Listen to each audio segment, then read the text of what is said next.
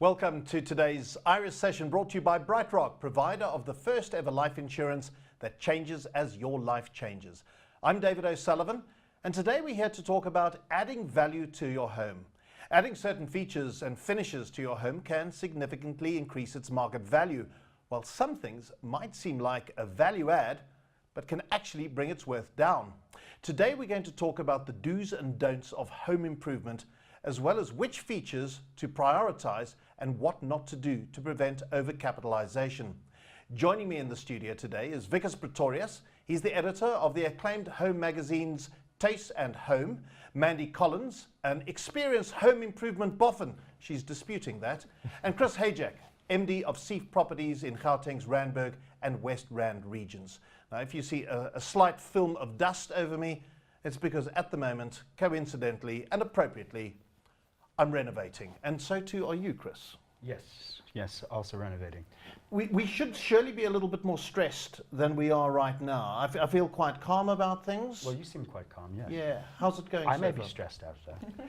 Yeah. Is it going well? It's not going, yes, it's going well. I've got the right people doing it, and I think that's the most important thing. I think we've just answered one of the biggest questions, is getting the right people to do it. Don't skimp and save, get somebody reputable. As have I, and so I've got a team of people that I've trusted on previous renovation projects who give me a schedule every day of what they're going to do, so I know where we are. We're into week 3. So far it's gone well, but prior to us coming on air, you felt I jinxed it now. But you're doing all of your own project management then? I've got a project manager on site. Okay. There is somebody there.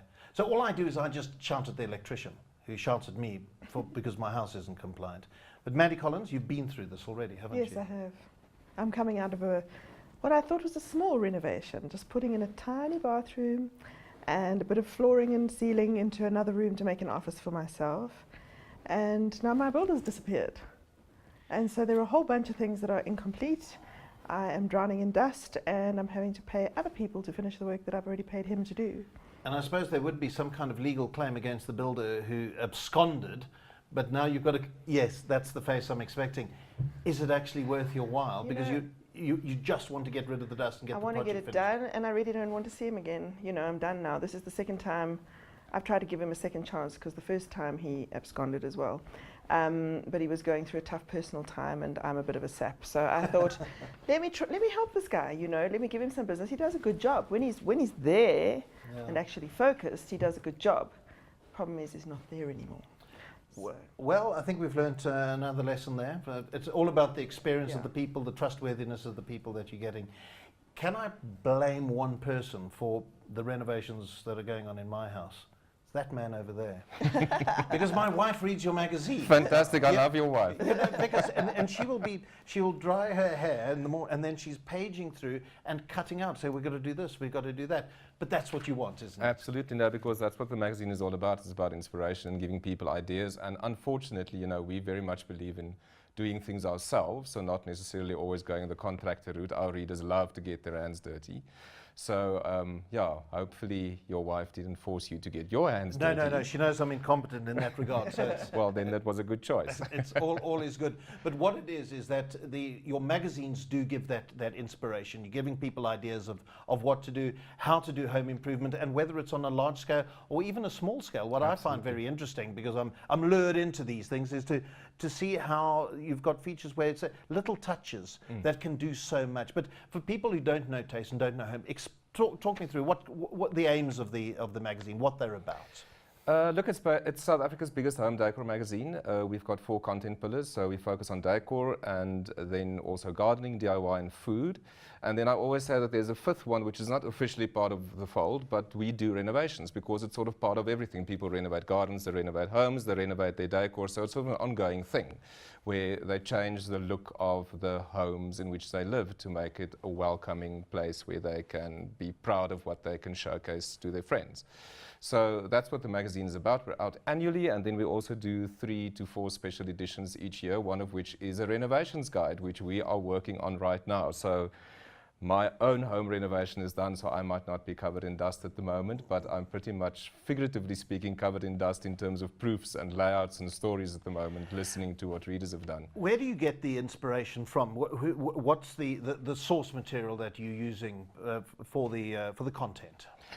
Look, it's a lot of the stuff comes from readers themselves, because our readers take a lot of pride in what they do. So they send us their pictures and they send us their projects. They also send us their questions, and then we try to advise them what to do, what not to do. But most of the content actually comes from readers. They are very proud of what they do, so they will send us horrible snapshots, and we will go out to the house if we are intrigued by what we see, and then we will of course do a formal shoot, which always just makes the property look so much better. But you know, it's our policy also that when we go to a house, we don't necessarily arrive with the proverbial truckload of stuff. I don't believe in that. You know, we want to show homes the way they are, the way the readers have actually decorated them. So we might move a few things around, maybe move something out of a shot, add some flowers, maybe a throw, maybe a scatter cushion, but not really, you know, the old. I think many people think that, you know, decor magazines arrive with a truckload of stuff, and then we redecorate the house for the shoot to be able to say how And beautiful light it it is, beautifully. and light it and everything, and it's all fake, and we take it out again. We don't believe in that. I don't believe in that. No, it shouldn't be like that. I'm sure other magazines might. I don't. And you know, we've been going for 12 years now, and that's pretty much been our policy. We need to show that house the way it is. And then sometimes, you know, there are things that are skew, and the floor is not perfect, and maybe it wasn't the best solution, but then the readers say why they did it and why they maybe regret it or wouldn't do it the same way again next time, because in that lies very valuable information for other people who are going through the process. But it's also the styles and the trends that Absolutely. you've got to keep in touch with. And to what extent do you feel that you are trend setters rather than trend followers? No, I don't think that's known as a trend-setting magazine. Of course, we look at what the trends are, but our readers follow their own trends, and that's very much a personal thing. You know, some people might love French flair, other people might love a beautiful Scandi contemporary style. Some people might be at that point in their life where they need to declutter and just get rid of stuff. Other people want to gather all the old ball and claw stuff, Annie Sloan it, and change their house into a warm vintage extravaganza, you know. So we will pick up on stuff and say, you know, for instance, tiles at the moment, we're noticing a wood look. I think that trend is passing, but you know, 6 months ago it was a thing. But we won't force it on people's throats because it's so personal. I mean, it's just not something that you can actually tell people to do. Well, I'm just amazed at what is available, what is out there. When you say a wood look, you can actually get a vinyl floor that has a wood look to it, and I can't tell the difference. Apparently that's what I'm getting in my house. I don't know, and it'll have been something you would have featured. Absolutely, and it's virtually indestructible, and in my opinion much better than vinyl, than laminate, because it's just more long-lasting, and if you have pets, it'll be a much better option, believe me. Okay, we're doing something right there. Yes. Well, thank you for inspiring my wife, making me go through all of this. But Chris, I think you're better placed to answer the question about should we be doing these kinds of things. I look at this renovation and I don't regret it because I feel I'm adding value to my house. Talk me through the idea of renovating to increase the value of your property. Well, there are a lot more people in the current market that are doing just that. They're doing just that because it's becoming actually cost prohibitive to move unless you've got a reason to be moving. Especially at the upper end of the market, we've noticed that the upper end of the market has slowed down considerably. A lot of people that are in anything from a 3 million rand plus home, and we're Randburg and West Rand, so that's as you're starting to get into the more expensive homes. We're finding that there's a lot of people that are, rather than selling and looking to upsize or upscale, they're renovating. Yes. But then also, you know, it certainly begs the question that's being spoken about here today, which is how do you do it correctly? How do you not overcapitalize? How do you make sure that you're adding value and not actually detracting? I'm going to do the overcapitalization part of it a little bit later on in the show and look at the benefits of renovating. I think one of my biggest concerns was that having purchased now in my lifetime 4 houses, and each time buying a house that I'm told has been properly renovated, only later down the line I find that it was actually just a smoke and mirrors kind of thing. They'd Sure. papered over the cracks. Maybe that's the better analogy. How, and it's difficult for, as a buyer to actually know this, because everything looks fabulous with a new gloss of paint on it and everything nice and shiny, not realizing this has just been a temporary little job. Is that a problem in the business? It depends on the seller. If you have an ethical seller who is advised ethically by an ethical estate agent, then they won't be concealing items which would be considered a defect and something that the purchaser would actually consider when they're buying that home. Yes. So if you purposely conceal something, you're held liable for it, and you're not, and it's not written out by the Wicus clause. Yes. If I'm saying that correctly. You are Yes, Wicus. good. Yeah. Now, the Wicus clause is obviously an important part of it, but I wonder, to what extent are you, as the agent, able to, when somebody comes to you and says, sell my house for me, Yes. how much interrogation can you go through saying, that ceiling, is that new? Is that properly done? Are your electrics up to scratch? I think fraudulent compliance certificates must be one of the biggest scourges. Absolutely. But look, I mean, we need to go through the property. We need to look. We need to observe. We are held to a slightly higher standard of care. Yes. Not as though we're a building contractor, but certainly, you know, most estate agents have seen water damage in their more than once. So when you identify something like that, you have a proactive responsibility to speak with the seller and inquire about it and ask whether there's a problem, and if there is a problem, are they going to fix it? And if not, are they going to actually do a disclosure of it? And if they say, no, we're not going to fix it, and no, we're not going to do disclosure, you being the ethical agent, is it incumbent on you then to say to a potential buyer that you're showing around, by the way, that looks hunky-dory, it's rife with damp? Absolutely. Absolutely. Yeah. You cannot conceal something that you know is a defect, just because the seller wants you to. Yeah. I mean, rather don't take the listing. Yeah. Okay. If they ask you to do something that's against the code of ethics for real estate agents, then you mustn't do it. Okay, that's interesting. But I suppose one of your problems is, how would you know, for example, that the electrics is compliant? Unless you go up into the roof. But you Yes. wouldn't know if there are conduits behind the walls. You're not going to open up plugs to see if they... But that's why you have a compliance certificate. At that point in time, that person comes in, and it's a part of the contract. It says, it says that you must be supplied with your compliance certificate, and then they go and they check out what's going on, and they are all certified electricians, or else they can't legally issue a certificate.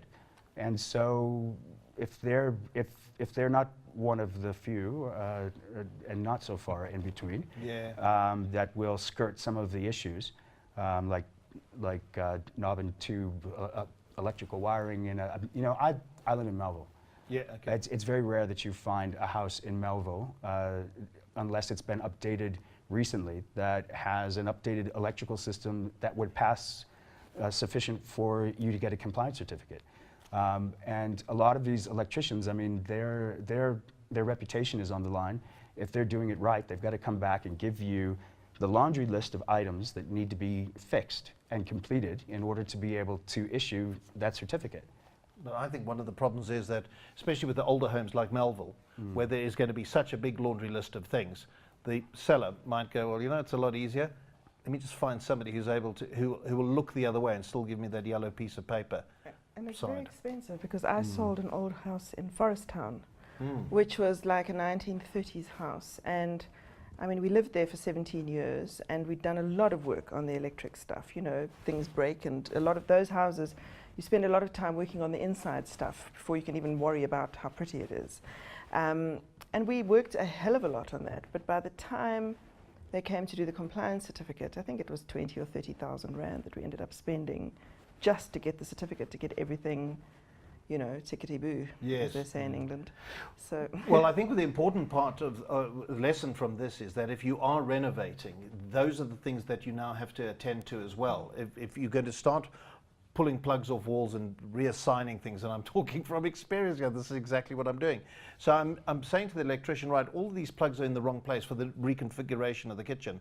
And then as he goes behind the wall, he's saying, none of this is in conduit. So now it's a case of rip it all out. Because if you're going to make a mess now, I'm going to have to make a mess. And if I don't do it now, I'm going to have to make a mess later. Right. So it's something that if you're renovating, do it all properly first time. Otherwise, you're going to run into problems further down the line. Exactly. I don't know if this is something that your magazine does, because it's always so beautiful and glossy, whether the rudimentaries of checking your wiring is something that you focus on, Wicus. Look, we always advise people, as much as we want them to do things themselves, we always say electricity and plumbing, those are the places where you do not do it yourself. Yes. Because it is just not the best way to go. You're going to run into trouble, you're probably going to create problems for yourself in terms of living in the space, because you might do something wrong. You might shock yourself, you might have water damage when a pipe bursts that you probably didn't connect properly.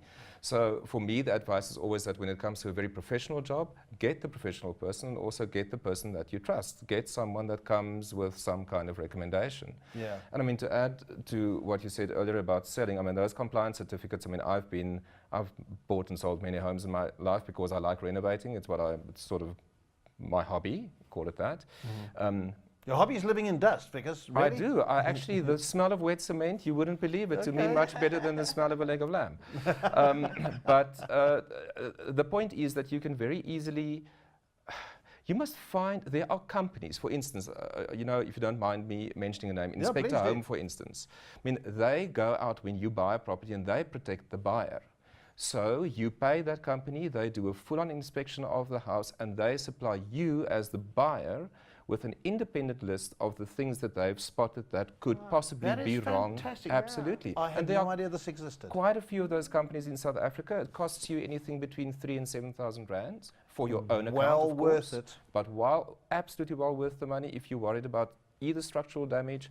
Because the thing is, when you, I mean, the worst fights I've ever had with buying and selling homes were with the compliance certificate people, the people who issued those, because then you would move in and all of a sudden you would realize that something was actually not right, and when you query it, they just sort of say, but hey, the certificate is signed off. Yes. And in the end, then you are responsible to fix it because the transfer has happened. So That's there's right. absolutely no recourse. You can't do anything except refuse to pay. But I mean, it's the seller that pays. So, I mean, it's just such a tricky thing. That's right. And you don't want to buy something and find that there's actually a latent defect. No. Having moved in, I mean, you can now negate the sale, reverse it, but the hassle now of moving out and starting afresh. Yeah. If there's going to be a latent defect, find it before you actually sign the documents. Chris? Although with a home inspector, the only thing that I would caution, because I do think a home inspector often adds significant value, and I've used a home inspector myself when I'm buying a property. But I think for the uninitiated home buyer, I hope it's a home inspector that's got a decent bedside manner, because when you see a list that comes and it rolls out and there's 50,000 items that are on this list, and many of them, you know, we like to say in the real estate industry that we sell a used product. You know? Yeah, absolutely. And there's a certain amount of wear and tear that comes with a house, and but these guys don't. These guys want to be thorough. Yeah. Because that's their job, and then you get presented with this list, and for the uninitiated, it's scary. Could be, absolutely. Okay, fair enough. Isn't it really about what you're prepared to live with? Yes, because I've just moved, so I'm going through all of this at the same time, you know, and I moved into my house, and on the ceiling in the lounge is a massive damp spot, which I didn't remember seeing on the day that I walked around the house. So I took a photo of it, and I was like, I'm going to watch this damp spot. Unfortunately, I know the guy that I bought the house from, and I said, Mike, there's a damp spot. And he said, no, it's a previous leak. The roof is sound. Don't panic about it. So I watched very carefully. Unfortunately, we had some good rainstorms, and it hasn't changed one little bit. So he didn't pull the wool over my eyes. But, you know, it's there on the ceiling, and the ceiling works, and the roof leaks, and the roof doesn't leak.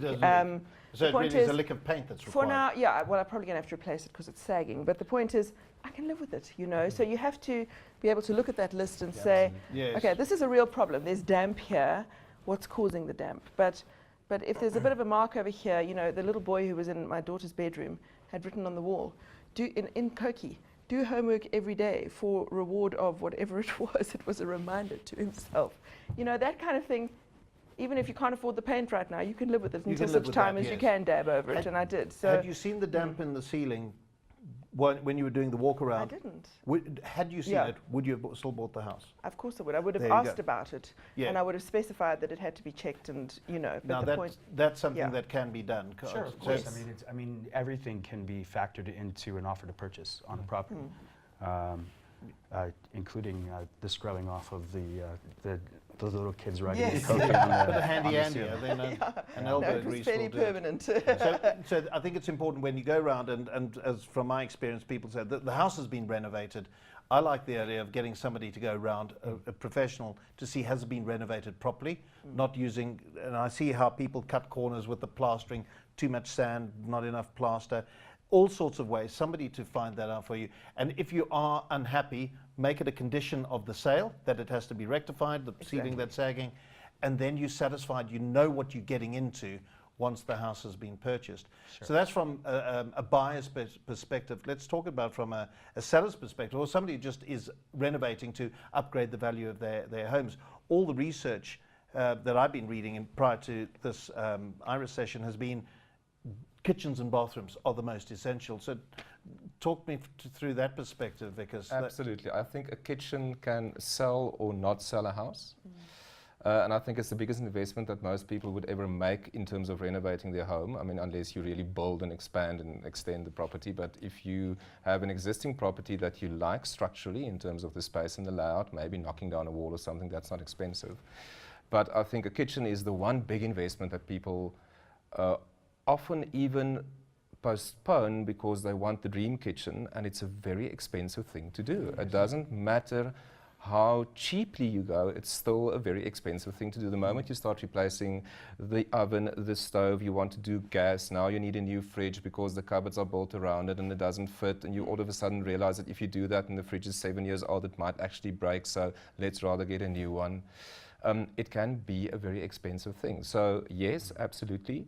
And bathrooms very much as well, because people, I think bathrooms to people are a place of relaxation, so they want to move. yeah, it's sort like a of little sanctuary. walk into it and feel safe and potentially clean, and they can actually lie in the bath, and you know, should you have a bath, should you have a bath and a shower, that kind of thing. It all depends, it's very personal. Yes. But yeah, I do think that those two items, those two rooms are the ones that people often spend the most time thinking about, often unfortunately also make the biggest mistakes in, which could be to the detriment of selling a property, because if you underinvest in an expensive property in terms of the kitchen, it will count against the property. I mean, if you go for the cheapest kitchen possible in a 6 million property, let's say I live in Cape Town where properties unfortunately are very expensive, you know, it's sort of, you don't necessarily go for the cheapy oven, you know, then That's go for the good oven, because people who will buy in that kind of price class would expect that. Right. So it's a bigger calculation that needs to be done. I mean, so yeah, I absolutely agree. Kitchens. And the latest fads sort of tend to date as well. Yeah, that's why we always say to people, don't. I mean, it's all good. I mean, people like creative expression, and I think it's a good thing, but you must also make peace that your creative expression might not be the next owner's creative Yes. expression. So my advice always is, you know, go for a neutral palette and add your personal touches in such a way that if you sell or you want to change the style, you can easily do it without having to rip out the entire kitchen. Okay, so it'll be the add-ons that Yeah. will be your own personal, Absolutely. and a neutral palette. I like that Yes. that idea. So if you're renovating bathrooms, for example, if you're putting in ultra-modernist architecture, it might be a turn-on for somebody who just really wants the standard, the bog standard toilet. You don't If want it to. goes with the house, it goes with the house. Yeah. If Yeah. it's an upmarket house that's modern, then it requires an expensive upmarket modern bathroom. Yes. But there's nothing worse than walking into a house where you have a seller who feels that they have just poured their creative energy out into this, and it's the most amazing thing. And how do you tell them this is a liability in terms of this sale? And you I'm know? sure that you've seen many homes where the kitchen and the bathroom are going to be its downfall. Well, I'll tell you, we sell about 45 houses a month, and it's a common reoccurring problem. A common reoccurring problem. Just on the point you made there, Wicus, about the style. Oh no, I think Chris, you made it. That style's outdated. So somebody might say, well, let's get a nice kind of authentic old Dutch boere kitchen and make it look old-fashioned. Then if somebody else wants a more modern kitchen, that entire kitchen will have to go out the window. So it will be a costly exercise. So on everything, just think about the longevity of the decor. That's the important lesson. But then you must also think why you're doing it. If you just bought the house and your idea is to live there for the next 10 years, by all means do the farm-style kitchen if that makes you happy. It's your house. Yes. If you're buying the house to flip it in a year's time, don't. Go for the Yeah. white melamine kitchen or go for the white high-gloss dew-coat kitchen, depending on the price range of the property. You know, and I mean, do a nice granite top. Do the standard stuff that people would not necessarily notice, but it also won't offend them. Yes, You know. exactly. Mandy, when you bought your houses, is it a case of kitchen, bathroom, and then I'll look at the rest? No, I'm kind of one of those people who walks up the garden path and decides on the feel of the place. You know, Okay. I mean, I do look in my You fall in current. love with the house. I do, and it's a bit sad. But You fall in love with every house you see, or no, I don't. And in fact, the house that I bought, that I've just bought now, was the only house. Well, it wasn't the only house I looked at, but I walked in and I knew immediately. And the previous house, I walked up the garden path. I didn't even see the inside, and it was it was an old house with bay windows and original floors and all of that. And it was kind of fairly ramshackle for the full time that we lived there. But I loved it every single day. You know, I just called it shabby chic and got away with it.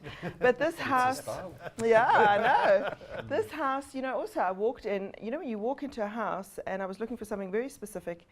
And I walked around it and I thought, this house is perfect. There must be something wrong with it. Yes. So then I walked around it again, and the only thing I could find was a little bit of damp behind the kitchen sink. And from day one, when we moved into that house, it's felt like home. And that for me is the most important thing, is that it must feel like home. So you can, you know, I'm not crazy about the kitchen and bathroom because they've got beige tiles, and I'm just not a beige person. And I like a white bathroom. And, you know, I have Wicus's magazine will show you how to I change love one to the Wicus's next. magazine. It is It'll my be- favorite magazine. It'll show you how But to I mean, change I have a things. bathtub standing in my backyard, which is currently the reading bath, but it's earmarked for when I move in, when I do the kitchen in white. That bath it's one of the claw feet. It's going in there. For No, now, that's it's the reading bath, Is it half but it's buried going in in there. No, it's just standing on the backyard, and when you need to read, because reading in the bath is the best place. Yes. So do you read in that In the garden, in the in bath, yes, like that. So, so when I Sorry, renovate I'm the just trying to bathroom, imagine, is it filled with water or not? no, empty Okay. with some cushions. It's very Okay, comfortable. well, that's good. So that bath is earmarked for when I redo the bathroom. When you know, when the beige really starts to No, offend I me, I'll love- rip it all out. I love the baths with the feet. I That's love what I've got. No, Yeah, so but I'm it's kind of ready. worried that somebody else is going to go, no, I want the bath that's properly installed. So I'm not sure if that's No, they're fabulous baths. They're going very nice. against the rule of. No, it's classic. Yeah. Okay. It's classic. It's a very specific style, but it's classic. Yes. Now let's talk about this overcapitalization issue. So we looked at we know the reasons why we're going to add value to the house, but there's a danger of adding too much value, isn't there? Can you actually, if you're in a neighborhood where the houses are 3-bedroom houses, first-time homeowners, and you suddenly now going to make a triple story for a family of 12, you're going to overdo it. We see it all the time. We see it all the time.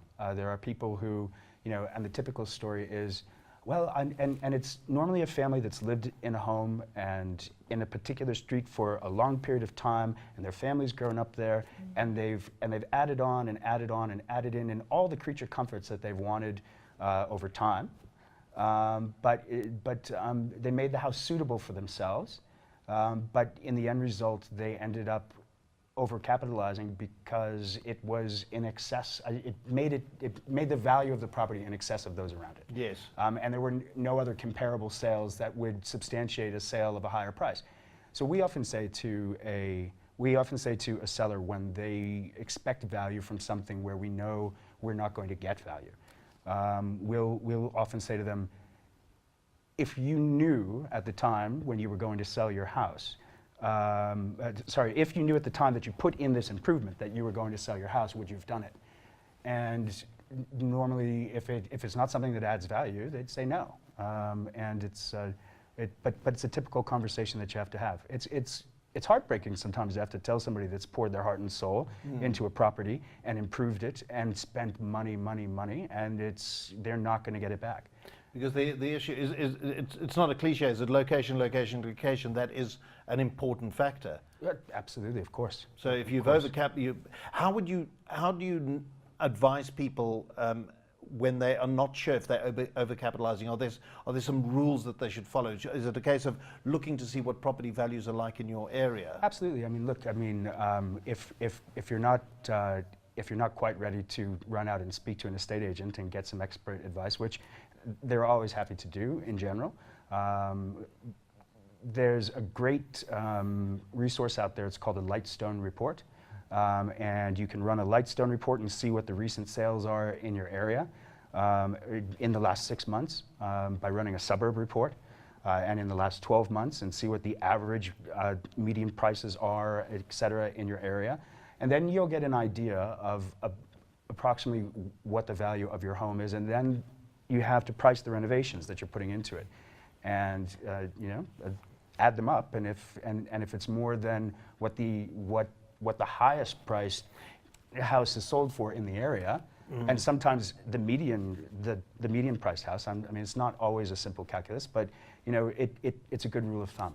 Okay, and I suppose on the other side, you'd also look at your own house and look at the value. So if you've got a really crummy kitchen and some awful bathrooms, you know that you're going to be at the bottom end in terms of how much you can sell your house for.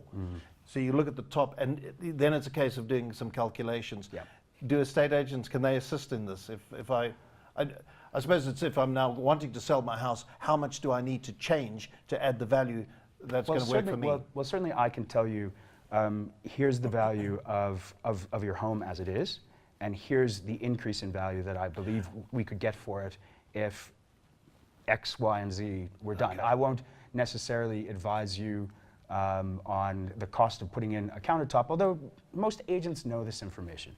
Most agents have a general working knowledge of what it costs to renovate this, that, or the other thing. But always, I always tell my estate agents, you have to give the disclaimer. You're not an expert contractor. Right, yeah. You can advise, but make sure that they know that if they're going to make a decision based on this, they need to call in a professional. Well, I think that's the good starting point. Yeah.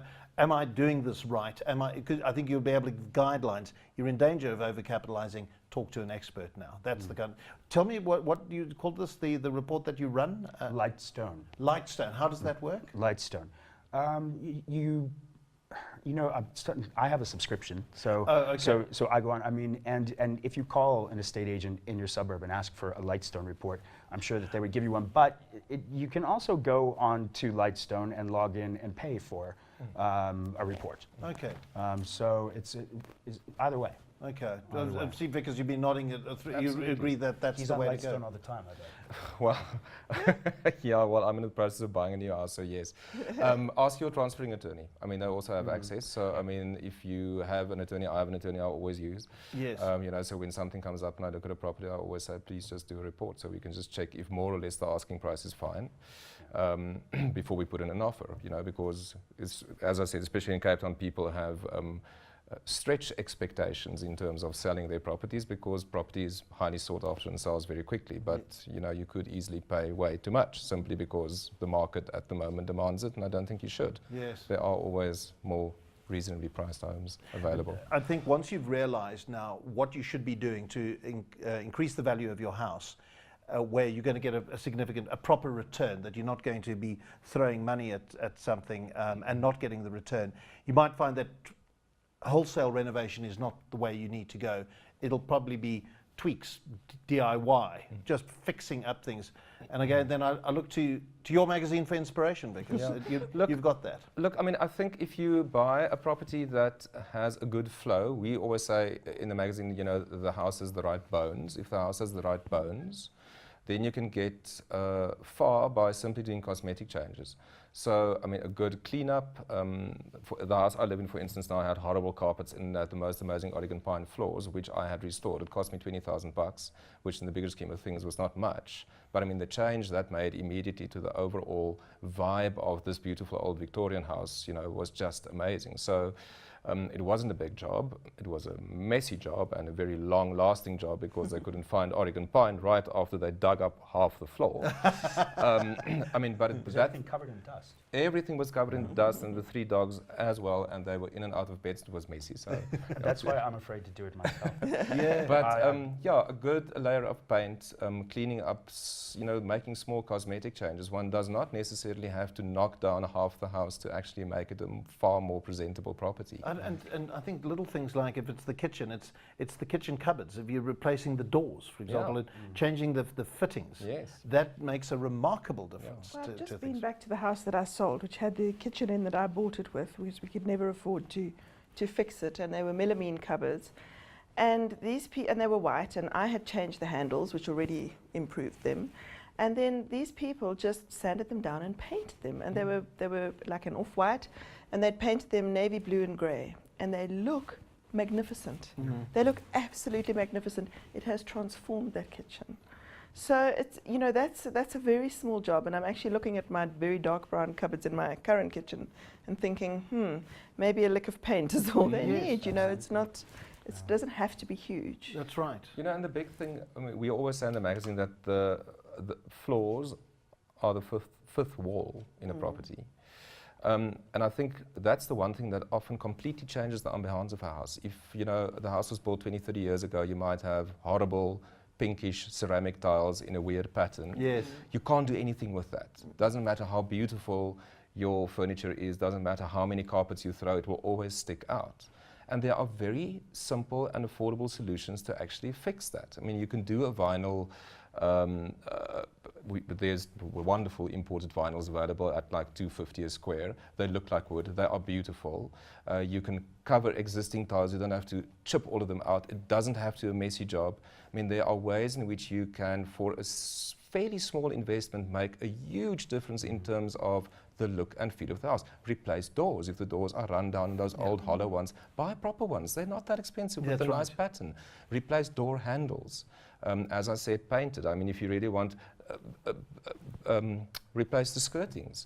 There are tiny things that just round off the picture that doesn't necessitate hundreds of thousands of rands to give a property a completely new feel. There's nothing like a good old-fashioned, a good old-fashioned sort of a can of white paint. You know, Yeah, just absolutely. a simple can of white paint. It can make such a difference. Would you, if somebody came to you selling a house, would you go and say to them, look, I can get a better price for you if you just did X, Y, and Z? Well, I'm not doing my job if I don't. I'm not maximizing value for them. So I mean, I have to at least put it on the table, and they may say, look, we can't afford that. And you say, well, fair enough. Well, then at least you've been advised. I mean, oftentimes the curb appeal of a home is so important. I mean, what does the buyer see when the buyer first locks eyes, when they fall in love with? That's right. No, I'm thinking when they fall in love with Mandy's the house. curb appeal person, isn't she? Yeah. Well, I mean, you've got 3 kinds of buyers. You've got a buyer who falls in love, and that buys for love. You've got a buyer that buys for ego, and then you have a buyer that buys for investment. Those are the 3 stock standards. I don't know which one I am. I think I'm very much the curb person. If I like the look of the house, which then I think goes to the point of, you might be renovating your kitchen and your bathroom, but is your verge, does that look good? What's your gate like? How does your wall look? Do you have good security?